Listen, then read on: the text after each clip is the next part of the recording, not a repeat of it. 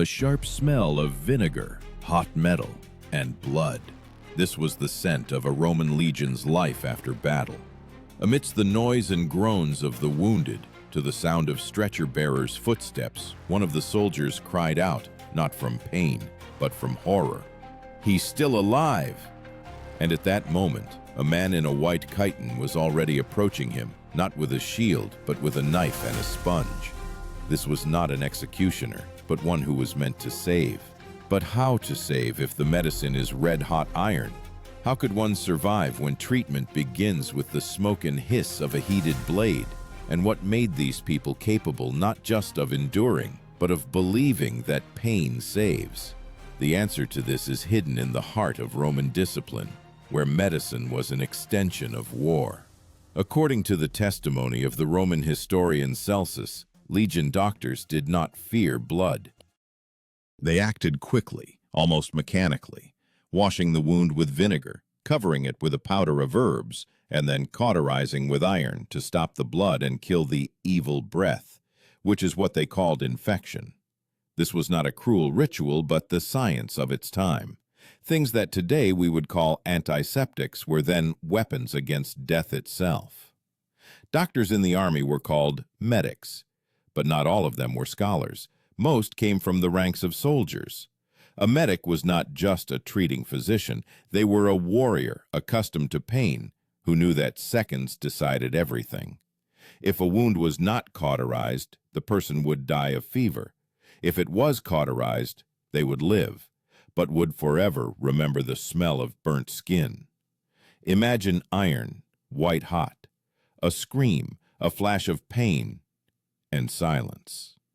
In this moment, life and death merged, discipline and fear. For the Romans, this was an act of purification, almost sacred. Their bodies had to be whole, their spirit unyielding.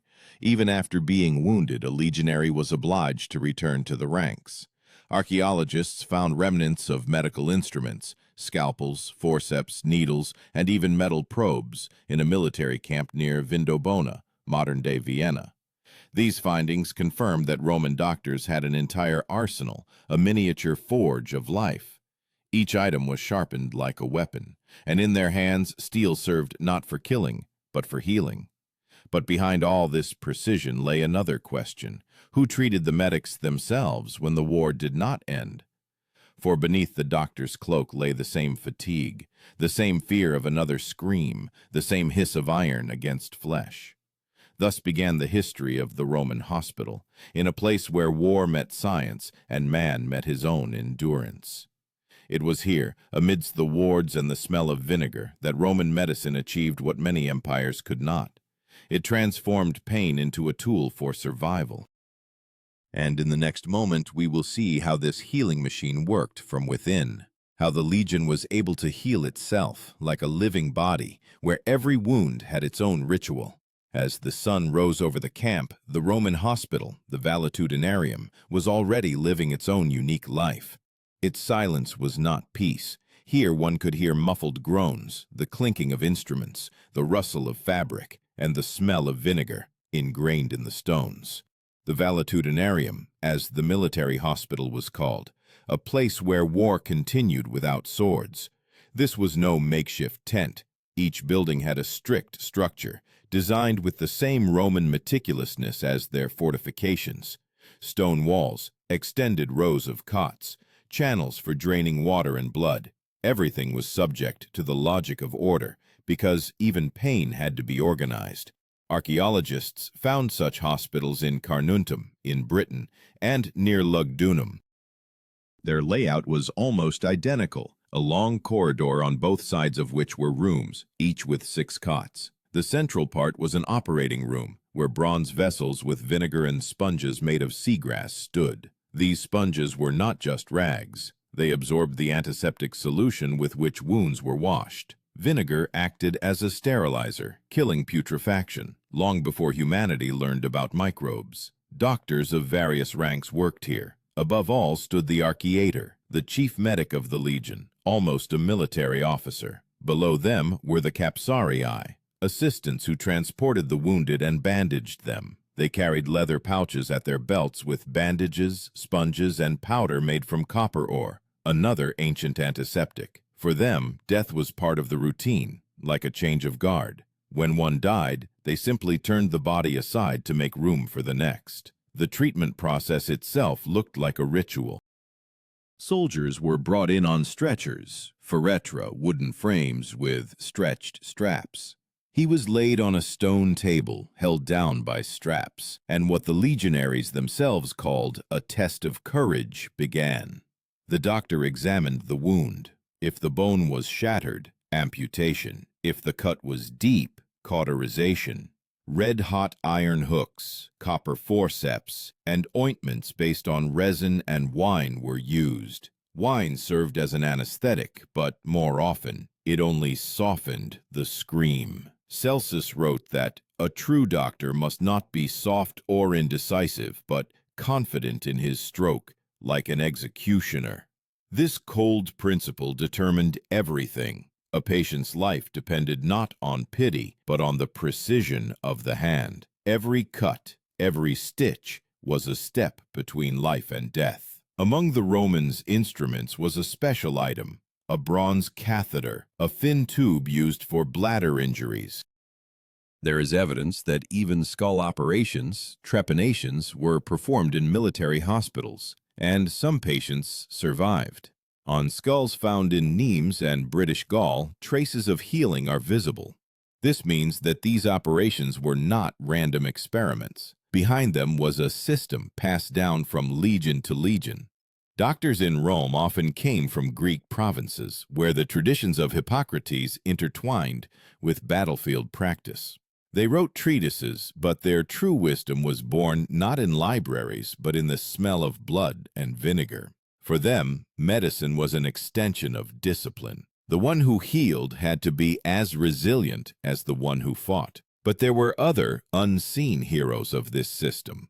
Sanitary officers responsible for the camp's cleanliness. In a Roman camp, every ditch, every pit had its place. Water flowed strictly in one direction, so as not to return to the tents. Even waste was removed on schedule. This seemed minor, but it was sanitary discipline that saved more lives than red-hot iron. Modern historians, such as Goldsworthy, believe that the Roman army triumphed not only with the sword, but also with cleanliness.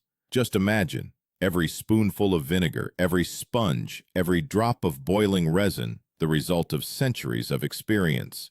But this order rested on one law. A soldier's body belonged to the empire. He was treated not out of mercy, but out of calculation. The legionary was expected to return to the ranks, and the less time he spent in the hospital, the better for the army. In this lay the essence of the Roman approach to medicine, to heal so as to throw back into battle. And the better the valetudinarium functioned, the longer the empire itself could live. For every healed legionary was a brick in its walls. But what happened when these walls became too numerous? When blood ceased to stop even with red-hot iron, and discipline cracked under the weight of fear? When did doctors first realize that the empire was starting to sicken just like its soldiers? Battle is not only a clash of swords, but also a test for medicine. When the legion entered battle, a medic always walked beside the tribune, a leather bag with sponges, forceps, and vinegar hanging over his shoulder. His place was not in the ranks, but behind the sentries, right at the field of death. It was there, where dust mingled with blood, that true Roman surgery was born. When lines broke, when the horn sounded for retreat, the work began for those who wore no helmets, yet saved more lives than any commander. The historian Vegetius wrote that the Romans do not abandon their wounded, for every soldier is a part of the army, and the army is a single body. Thus operated the law of the empire. To lose one was to weaken all. After battle, soldiers carried their comrades' bodies to the tents. The dead were laid on the right, the living on the left. The sordid ones were then treated with sponges soaked in vinegar, and the dying were given water, if any remained. This was not pity, it was a system. Among the medics there was an unwritten rule. Those who can return to the ranks are treated first, a harsh but necessary condition. Capsarii, the junior medics, determined this with a glance. If a soldier breathed steadily, if a bone was not shattered, he was taken. If their eyes glazed over, they moved on. The goal was not to save everyone, but to preserve the army. Sometimes battle turned into a disaster and the hospital couldn't cope. Then doctors had to improvise. Historians mention a case during the siege of Jerusalem, when legionaries lacking iron instruments cauterized wounds with embers. This was a desperate yet effective step. The vinegar they used to wash the skin hissed on the burns. The smell was unbearable, but it was this mixture of pain and acid that stopped putrefaction. One of the most terrifying instruments was called a ferra. It was an iron rod that was heated in embers and then pressed against a bleeding spot. The hiss was a sign of life. If the sound ceased, it meant the blood had clotted, and the soldier would survive. For the legionaries, this was the sound of salvation. Almost every field procedure was done without anesthesia. Wine, of course, was given, but more often it merely helped them lose consciousness. Those who survived recounted hearing their own skin, as if it sang beneath the iron. Some lost consciousness, and this is precisely what saved them from the pain. The term the Romans applied to such procedures was cauterization. In it, horror and salvation converged. Cauterium did not merely stop the blood, it cleansed the body of the evil spirit of disease. For a Roman, illness was an enemy. It had to be defeated just like a barbarian. When the battlefield was cleared, bodies were removed, but the medics' work did not end. The hospital filled quickly, and here began the true marvel of Roman logistics. Each hospital maintained a roster of the wounded. Scribes recorded who was from which cohort, what had been done to him, and when he could return to the ranks. This order astounds even modern military historians. An army capable of keeping records amidst the chaos of blood and death was a machine where a human became a component, but a necessary component.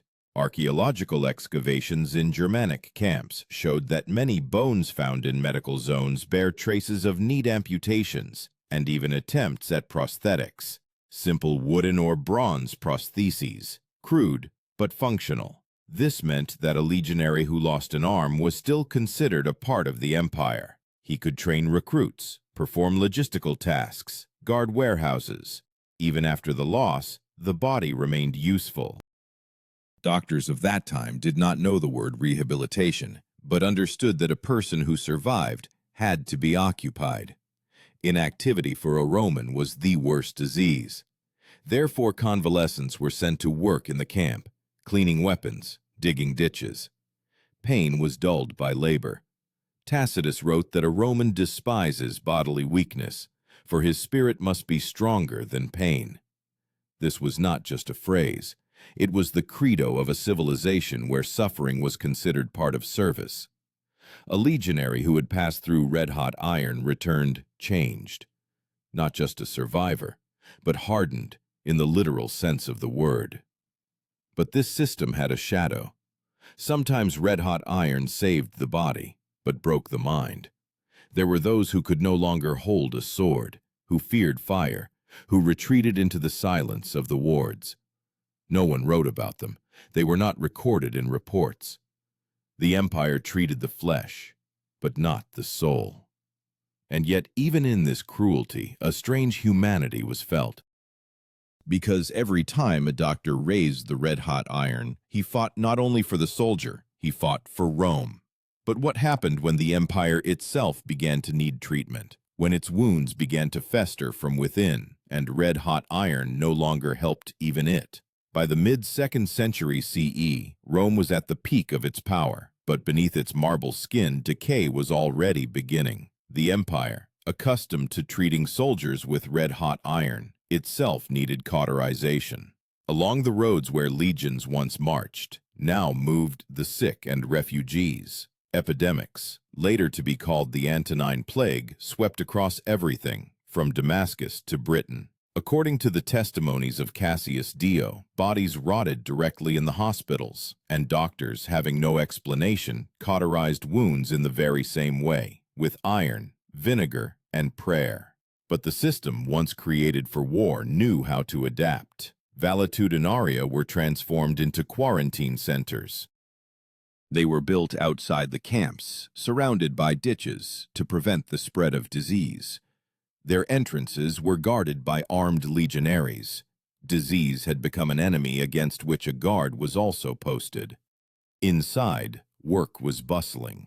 Sponges were now used not only for washing wounds, but also for purifying the air, burning them after each use. Archaeological findings in Syria confirm.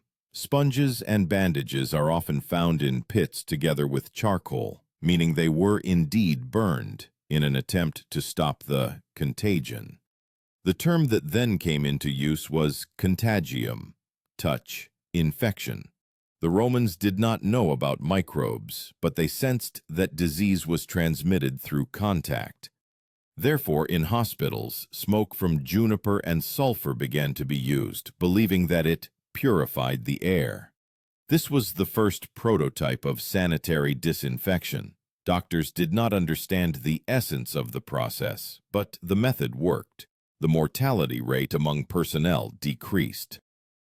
Not only Romans worked in these hospitals. After Hadrian's reforms, medics often came from the eastern provinces, Syria, Egypt, Greece.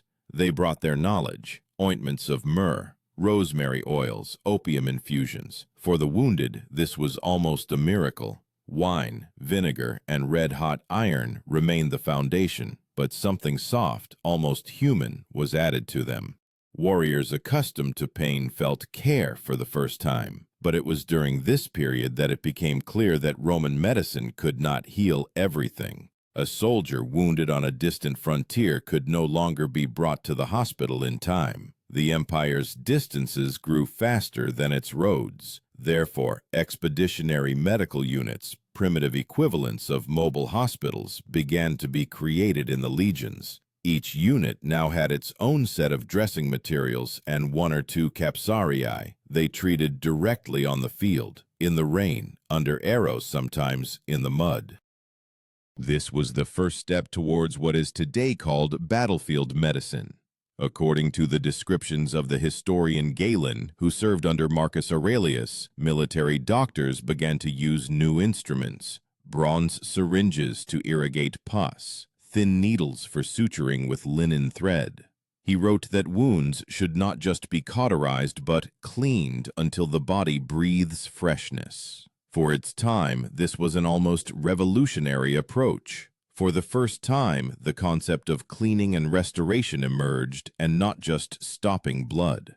Galen also noted that many soldiers' illnesses originated not from the sword, but from fatigue and hunger. A legionary's diet was precise to the ounce: grain, wine, vinegar, salted meat. But in distant campaigns, when supplies broke down, the ration turned into torment. Then disease came not from outside, but from within: scurvy, exhaustion, fever. Doctors wrote that the body became like a weakened fortress wall. To save it, what was needed was not iron and fire, but bread and water. But the empire could no longer feed all its defenders. With each decade, medicine increasingly reflected the state of the nation. Valetudinaria became smaller, resources scarcer, doctors poorer. When borders collapsed, so did order within the wards. Sometimes only the elderly and wounded remained at the hospitals, caring for each other. Chronicles state that former legionaries who knew the basics of bandaging taught young slaves to treat burns and dislocations. Thus, ancient military medicine transformed into folk medicine. And yet, even in decline, it retained astonishing vitality, because somewhere deep within this system burned an old Roman idea: life is a duty to the empire. Though weak, wounded, but still life. Even when red-hot iron lost its power, the doctor's spirit remained iron-like. But it was precisely in this contrast between scorched flesh and a fading spirit that the symbol of an era's end lay hidden. The empire, which once healed its wounds with vinegar and discipline, now groaned itself like a soldier on a stone table. And the more doctors cauterized its sores, the clearer it became. The disease had penetrated deeper than the skin. By the end of the 3rd century CE, warriors returning from the Germanic and Eastern fronts brought with them not only wounds, but also experience transformed into a system. Roman medicine, which began as a set of field techniques, now became part of military doctrine.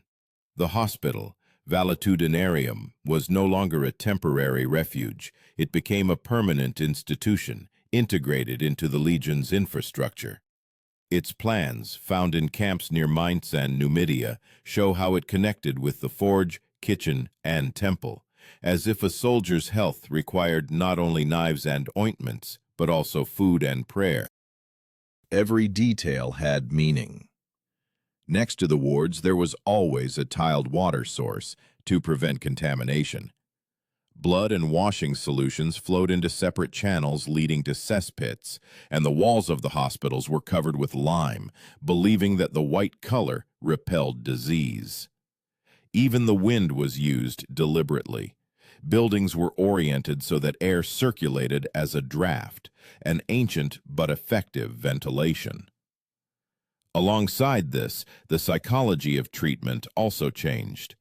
If during Celsus's era a doctor was almost an executioner, now he was becoming a guardian of life.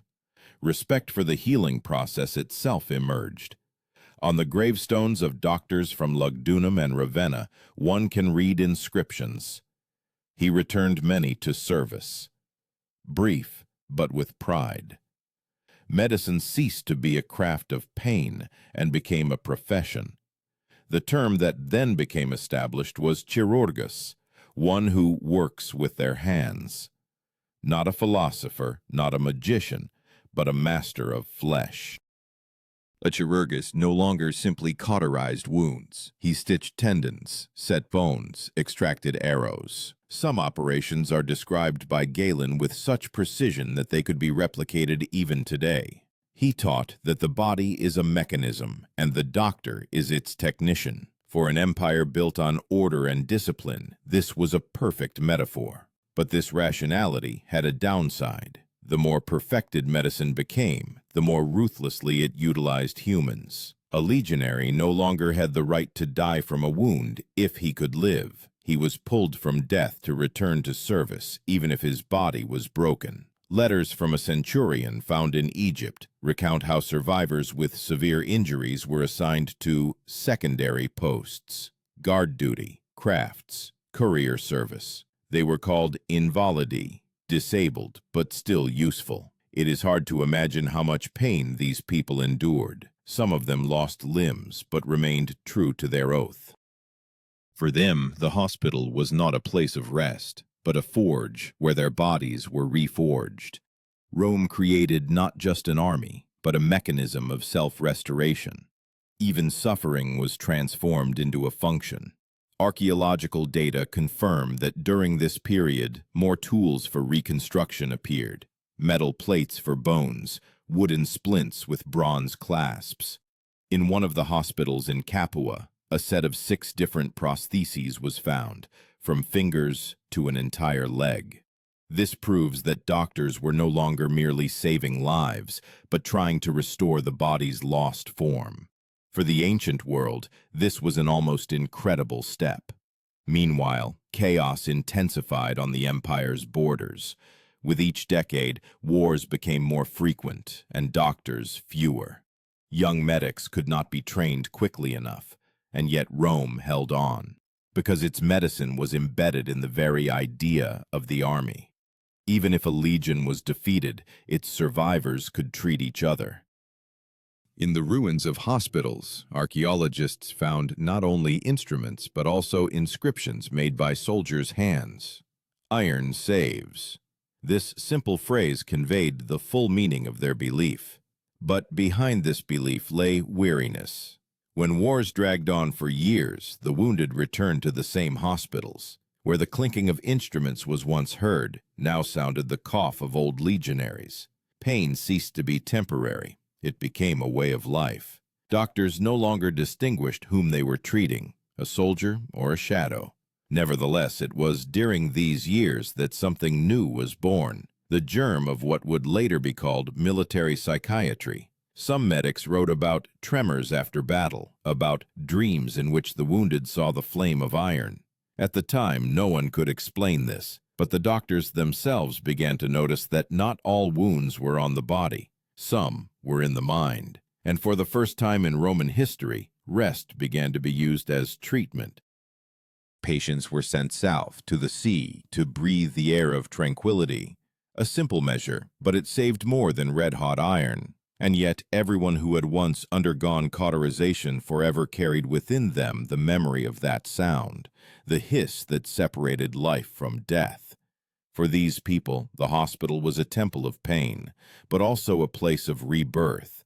The empire could crumble, cities burn, legions vanish, but where iron glowed, life still flickered. And while the last ember smoldered in Rome, in one of the hospitals, amidst the cries of the wounded and the smell of vinegar, someone again raised iron to the fire. The empire was cracking, but its hands still healed. And this sound, short, hoarse, like a soldier's breath, became a symbol of Rome's last breath. When the Western Empire began to crumble, medicine did not die with it. It dissolved into new worlds. Valetudinaria emptied, but their walls did not disappear. Monks settled in the former hospitals, transforming them into shelters for the sick and pilgrims. The change was almost imperceptible. Where iron was once used for cauterization, now psalms were read. Instead of vinegar, holy water. Instead of a sponge, prayer. But the essence remained the same, to save the body in order to save the soul. Legion veterans who had moved to villages and fortresses carried their knowledge with them. They taught how to treat a wound with wine, how to bandage with toasted linen fabric, how to ensure water cleanliness. These simple techniques survived for centuries. Medieval healers, unaware of their origin, repeated Roman practices almost verbatim. Even the word hospitalis, hospitable, was born from those same hospitals. And yet, something had changed. Medicine, once military, became spiritual. The goal was not to return a person to the ranks, but to allow them to die with prayer. Cauterization with iron became rare. It was replaced by herbs and faith. But archaeologists find traces in the basements of monasteries. The same instruments as in Roman hospitals are stored, only covered with crosses. Iron did not disappear. It became a symbol of crucifixion. Thus ended the cycle that began with the legion and the red-hot blade. Rome taught humanity to heal, not out of mercy, but out of duty. And this duty outlived the empire. Every time a doctor touches a wound, in that movement is the shadow of an ancient surgeon, bending over a soldier under the heat of a torch. The empire died, but its medicine remained in the hands of those who knew. Salvation requires pain. And therefore, as long as the fire burns and breath sounds, Roman science is still alive, in every gesture, in every bandage, in every sound of iron touching flesh.